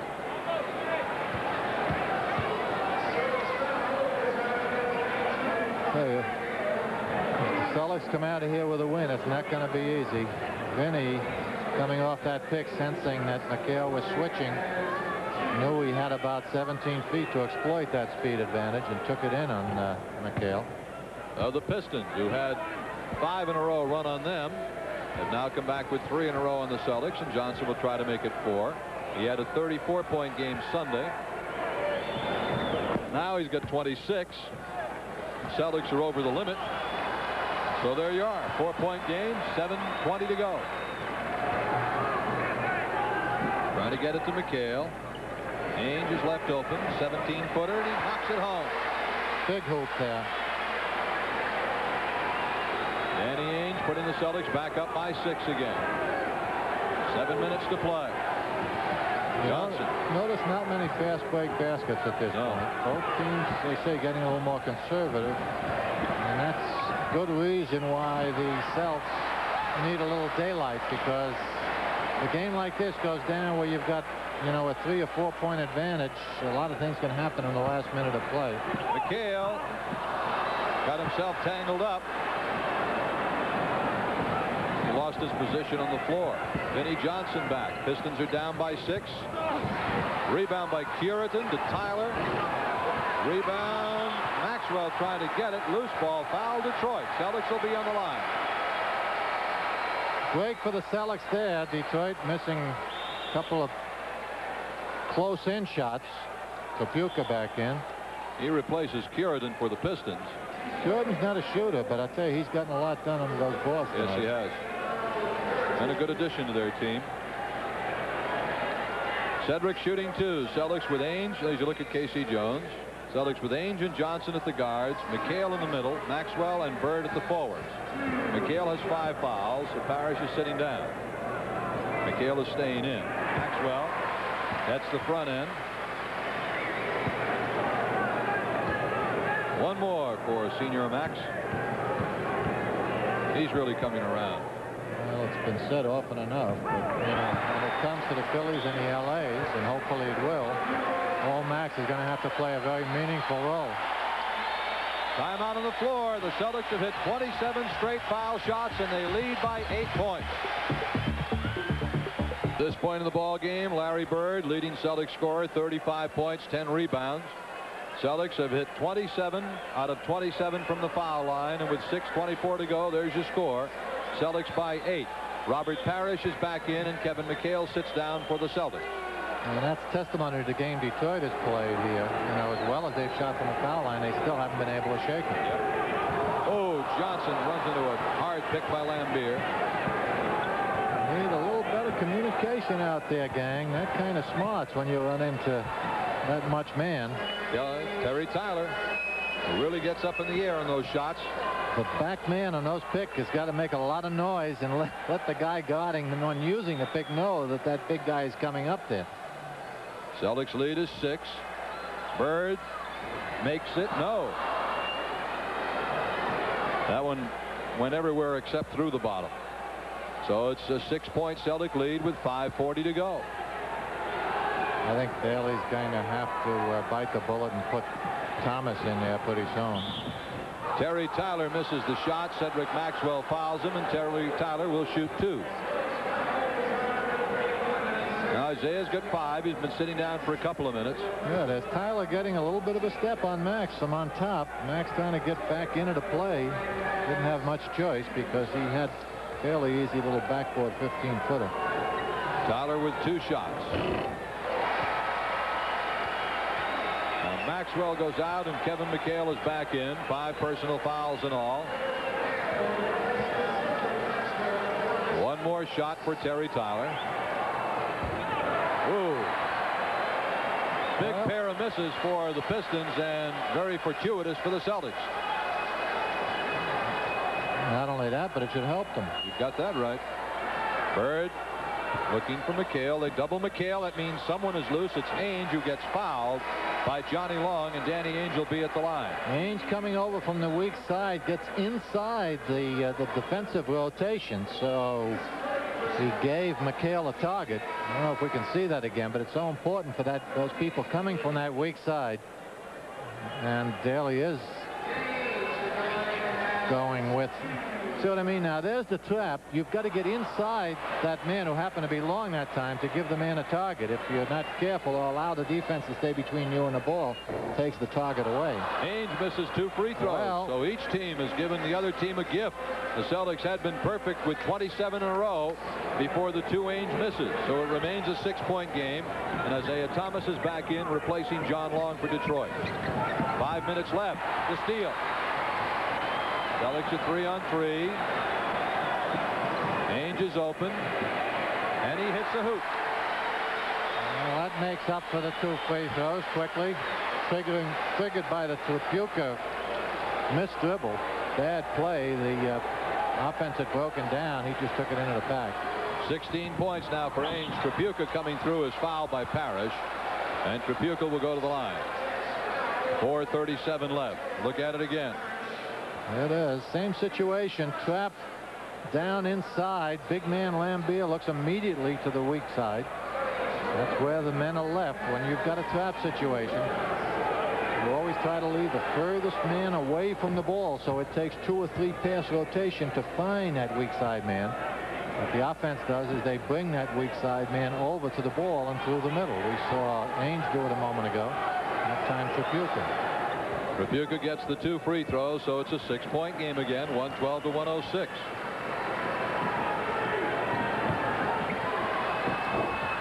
Count the hoop.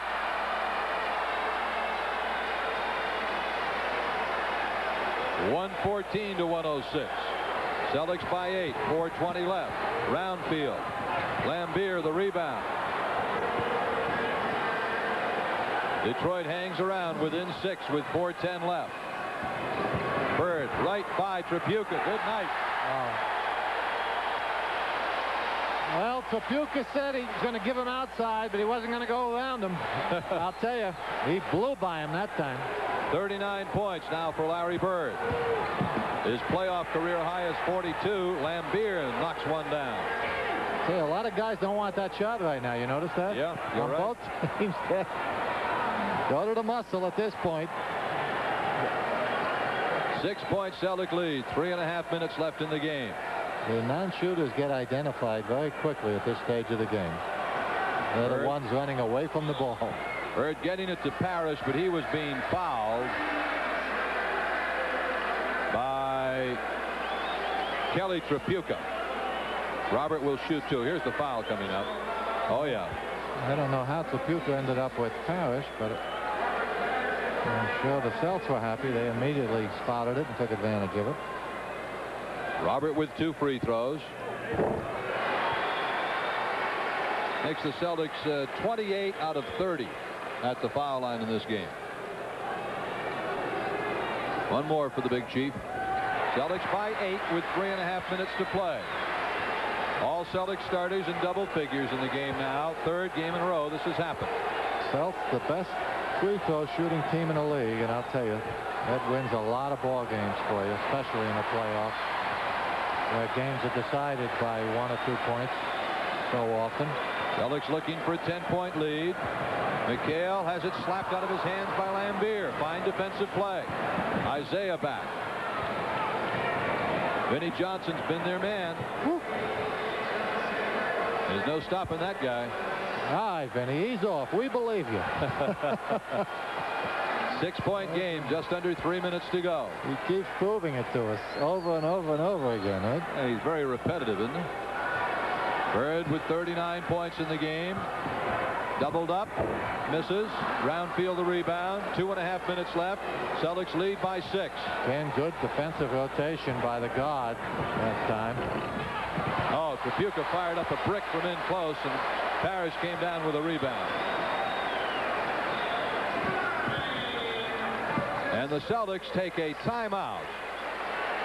Celtics have asked for a timeout with 2:22 left to play in the ball game. And that is a full timeout that the Celtics have taken. So here's our story. 2 minutes, 22 seconds left to play. Celtics have the ball and a 6-point lead. 118-112. And right now we would like to thank all of our technical people who have made our telecasts possible all during this season. Also want to remind you that tonight at 11 o'clock, Eyewitness News, New England's Nightcast with Jack Williams and Liz Walker. Eyewitness News tonight at 11 here on TV4. Whoa, wait a minute. Where did those guys escape from? That's our technical crew, but we try not to show them for too long a time. Ladies and gentlemen of the jury, turn their faces away. Coos, what do you think? 6-point ball game. The Pistons have given the Celtics all they could handle in the series and in this very pivotal game. I think Philadelphia is ecstatic right now. If they're watching this, Matt Gukas was interviewed at halftime, so Matt's going to go home and tell the story. If this series were to go to 7, nothing could please Philadelphia more, because it's again turned into a difficult series. Cleveland figured to be pushovers 3 straight. It was 4, but I'll tell you, they had to work for it. Detroit, again, after winning the first couple here, didn't look like they wanted it that badly. Now we're into a dogfight, 2 out of 3. If we don't end it on Friday, we got to go 7. Philadelphia's got a week to sit back and heal their injuries, get whatever rest time they need, and then come in like Tigers, and they're playing extremely well. So, you know, this is not going to help. Detroit has played, in my opinion, as well as, you know, we've seen them play in the last couple of years. They've been a sleeping giant, and unfortunately we've awakened them, and they've gotten the job done. Danny No here at the Garden for the Celtics. We're down to 2:20 to play. Boston has a 6-point edge. Ainge, Johnson, Bird, Parrish, and McHale out there for the Celtics. 8 on the shot clock. 41 points for Larry Bird. Celtics by 8. 2 minutes left. 2 minutes to play in the game. Vinnie Johnson does not hit that time. Bird wins the battle. They're 3 on 2. Blind pass to DJ. 10-point lead.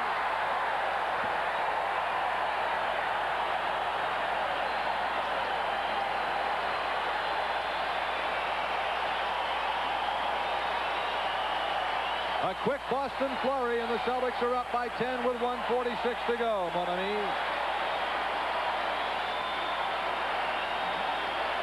First time in a while, Celtics have opened up a little daylight, and at this point, the way the defenses have dug in all game long, it's highly unlikely that Detroit can do it with defense. I don't think they've got the stamina or the people to go out and out-quick Boston and come up with some steals. So what you've got to look for is obviously the three-point shooters.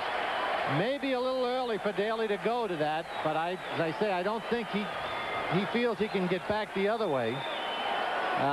So he might go to the three-pointers a little bit earlier than the Celtics might anticipate. So I think they should be careful, or at least be aware of that. Well, Johnny Long is an outstanding three-point shooter, as is Isaiah Thomas. Vinnie Johnson we've never seen shoot from that range, but Kelly Tripucka does, and so does Lambier. Johnson shoots it only at about 18%. He's only taken 27 of them, made 5. Lambier, exactly. Lambier's only at 22, but he has the capability, you know, and usually in a case like this, coaches like to go to the guy that they assume, you know, you feel is least likely to take that three-pointer. So you certainly can't eliminate Lambier as a potential. The Celtics in the last 8 minutes of this ball game have put together a 21-14 spurt that pushed them from a precarious three-point lead to what is now 10 in the last couple of minutes, last couple of seconds, as a matter of fact, with 1:46 to go. Bird has 41 points tonight, his career high in the playoffs, 42 in the second game of this series. All right, Detroit will put it in play. Isaiah takes it in. Rebound to Lambier. Vinnie Johnson continues smoking hot. Cuts the Celtics lead back to 8 points with a minute and a half to play. Celtics will run the clock down. Both teams shooting penalties, so there's no reason to shoot the ball without taking 18 or 20 off the clock. 30 points in the game now for Vinnie Johnson. Celtics are down to 7 on the shot clock. Now Ainge. No, weak side rebound Roundfield with a minute and 5 to go and a Celtics 8-point lead. Tripucka within 3-point range gets by Bird and lays it in. So it is a 6-point game with a minute to go. Well, they've gone for the 2 each time, taking it into the basket. And they've accomplished their purpose. They're down to 6 with still plenty of time. Dennis Johnson, and a foul on Vinnie Johnson will put DJ at the line for the Celtics. Both teams are well over the limit. 48 seconds to play. And Dennis Johnson to shoot 2. Here's Vinnie Johnson, who's played such a great game with 30 points.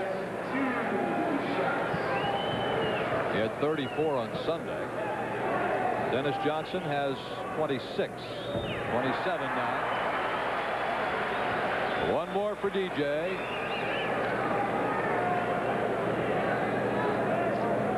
That equals his high in these playoffs of 1985. And he breaks that high now with 28. The Pistons want a timeout with 48 seconds to play. So now perhaps, Coos, they're going to start to look at the three-point business. Yeah, I think they pretty much have to. With the ball handlers that the Celtics have out there, as I say, it's unlikely. You know, we know they've been a little more careless than you would expect them to earlier in the game, but at this stage where they're obviously going to be more careful, I don't think the Pistons can rely on either trapping measures. They really don't have that kind of speed and quickness to steal the ball, and it would only leave them more vulnerable. So I think without question they're going to go for the three-pointers now. Celtics took the lead in the third quarter with 8.5 minutes to play on a Dennis Johnson 18-footer, 74-73, and they've not trailed since then. I want to remind you that NBC's Facts of Life will be coming up here next on WBZ TV Channel 4, assuming we do not hit an overtime. With 48 seconds left, Detroit has the ball. That give them at least 2 more possessions. And if they were to hit a three-point shot this time down and the Celtics couldn't do it, they could still get back to within range of something at the end. Right now it's an 8-point Celtic lead. Their biggest lead has been 10. Detroit's biggest lead was 1. And they only held that lead briefly early in the third quarter.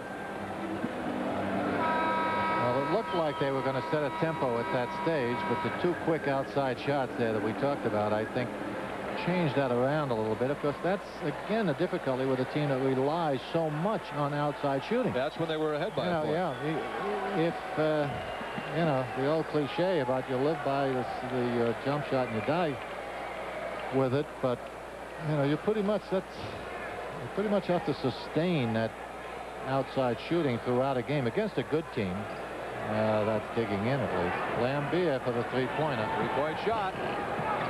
Rebound, Vinnie Johnson. Baseline shot. Battle for the ball. Detroit wins it with 38 seconds left. Tripucka dishes it off to Roundfield, and so it's 124 to 118 with 32 seconds left. They get it up the floor to Larry Bird. And he is shoved by Bill Lambier, and Bird will go to the line to shoot 2 with 26 seconds to go.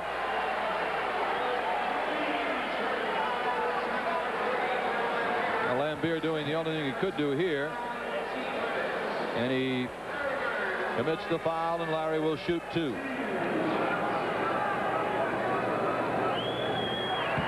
One more shot for number 33. This will break his career high in the playoffs.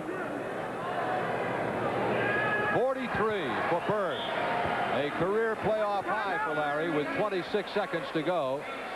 The Celtics again lead by 8, and again Detroit calls a timeout, but with only 26 seconds left, they have just about they've run out of options, really. They only allowed 3 timeouts in the last couple of minutes.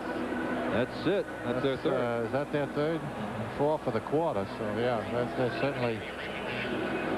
There's Red Auerbach, locked with F. Donald Gaston.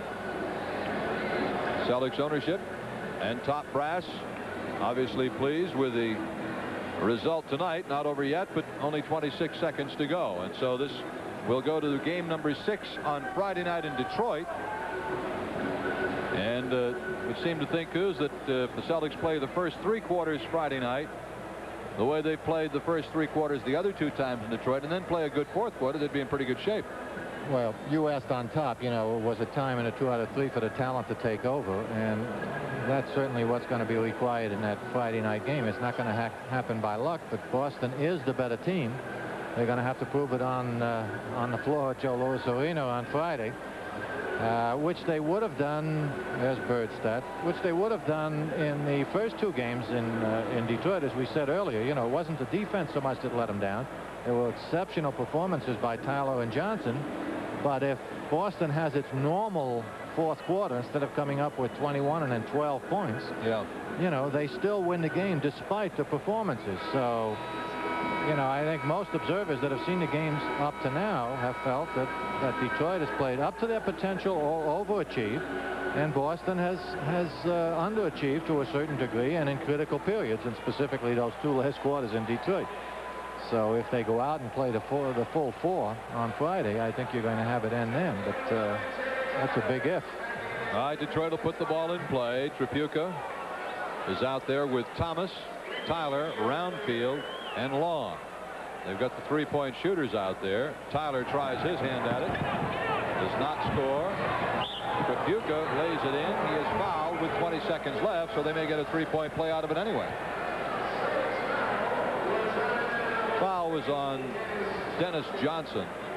That is his 5th personal foul. 20 seconds left. Celtics lead is 6. Tripucka looking to make it a 3-point play.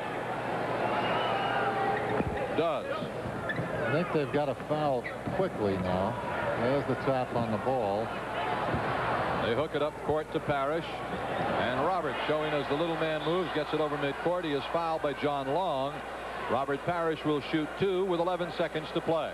They had the shot at DJ in the corner. I think despite the fact that DJ, you know, is an excellent free throw shooter, you really can't pick your spots when there's 20 seconds left. It took them 9 seconds to finally find someone they'd rather have on the line. And Robert, I don't think, has Robert missed tonight? No, Robert is 6 for 6. So I don't know how much of an advantage that is. But the point is the clock's working against you, so you got to hit the first guy you got a shot at. One more free throw for the Chief. 127 to 121. 11 seconds to go. Larry Bird with 43 points tonight.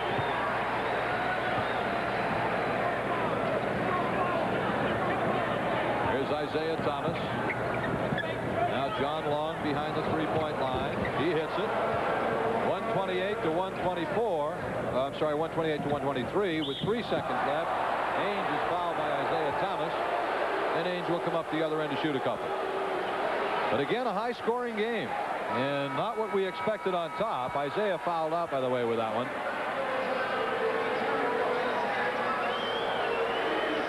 Brooks Steppe will come in for Detroit.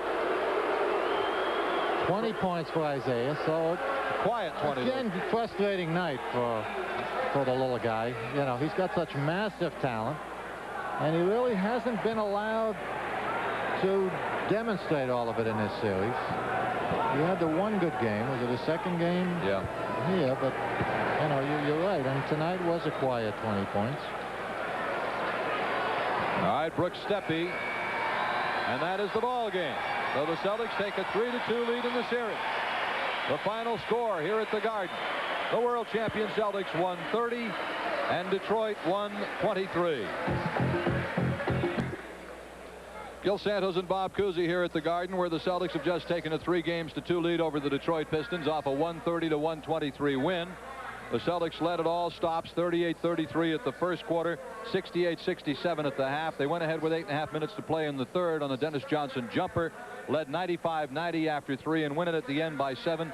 Coos, your comments on the Celtic victory? I think a well-played game, and one that Celtics obviously had to earn. Bird and DJ, I thought, were the guys that were there when they needed them. The up-tempo game caused the Celtics not to get as much out of McHale and Parrish inside as they would have hoped, and we talked about that. I think in Detroit on Friday, they're going to have to go into the 2 big guys much more. At this time after every game, of course, Bob and I pick our Stop and Shop Celtic most valuable player tonight, no question. Larry Bird, 43 points, 12 rebounds, leading the Celtics to the win. CFR fan match. It is Joey Davis of, where is that? Lynn, it looks Lynn, like. right. Joey Davis of Lynn. Correct. Larry Bird, right on the nose. Joey Davis of Lynn. So you win a $150 Stop and Shop gift certificate. Drop into a Stop and Shop near you and fill out one of the entry blanks. No purchase is necessary. After Bird's 43 points and 12 rebounds, Dennis Johnson had 28. And I think Dennis has to get a great deal of credit as well for the defensive job that he did when the times that he was guarding Isaiah Thomas. Isaiah had 20, but a quiet 20. And Danny Ainge. Danny Ainge with a good, solid performance, too. Yep. Danny played very well. Had, matter of fact, all 5 Celtics starters hit in double figures in the ball game. So now what do we look for in Friday night, Coos, in game number 6? Well, as I say, I don't think it'll be an up-tempo game, despite the fact that you know, we have 2 high-scoring run-and-gun type teams. I think the significance and pressure of that 5th game is going to dictate a slower pace more conservative pace, dominated by the defense and the boards rather than offense. And the Celtics got a lot of people in the ball game tonight. Wedman had a lot of minutes. Buckner had a lot of minutes. Yep. And Cedric Maxwell did. Yeah, Williams played. You know, they're going to need that against the Philadelphia's. There's no question. That point is well taken. It's been made. And, you know, you can utilize 8 or 9 guys. Casey likes to go with 8. You can go 9 deep. It's a question of when you use them. You can give them meaningful minutes. I think you must in order to get their complete attention. But you can do it in the second and third quarters, you know, where even if a sub has a bad few minutes, it's not going to hurt you that badly, and you can bounce back from it. Now, Wedman came in and contributed well. He had 11 points in the ball game, including 7 in the third quarter that helped the Celtics maintain the lead throughout the third quarter. So a very well played basketball game. A high-scoring affair, but the Celtics winning it by 7 and now have a 3-2 lead in this best-of-7 Eastern semifinals. They'll try to wrap it up Friday night at Detroit. If they fail there, it'll be back here in the Garden on Sunday, Mother's Day, for the 7th and deciding game of the series. Of course, all that depends on what happens Friday night. I want to remind you, coming up next will be NBC's Facts of Life, already in progress. That'll be coming up next here on WBZ TV. Our next telecast, should the Celtics win this series, would be next week against the 76ers here at the Garden. Tonight's game has been brought to you by light beer from Miller. Everything you always wanted in a beer and less. By New England Telephone, a 9X company. By Stop and Shop Supermarkets, it's time to stop and shop. By your New England Nissan Datsun dealers, where all you're going to hear is yes, we can. By Fleet National Bank, New England's financial resource. By your Mass Chevy dealers, test drive a new Chevrolet. See why we're not #1 for nothing. By Texaco, who also brings you quality automotive products you can trust. Tonight's game produced and directed by Donald A. Larrick. Our associate directors, Ronald Carrington and Charles Thanis. Our statistician, Ray Perry. Once again, the final score, the world champion Celtics 130 and the Detroit Pistons 123. This is Gil Santos for Bob Cousy saying goodnight from Boston Garden. This has been a presentation of the Boston Celtics Basketball Club and WBZ TV Sports. After these messages, stay tuned for Facts of Life, already in progress.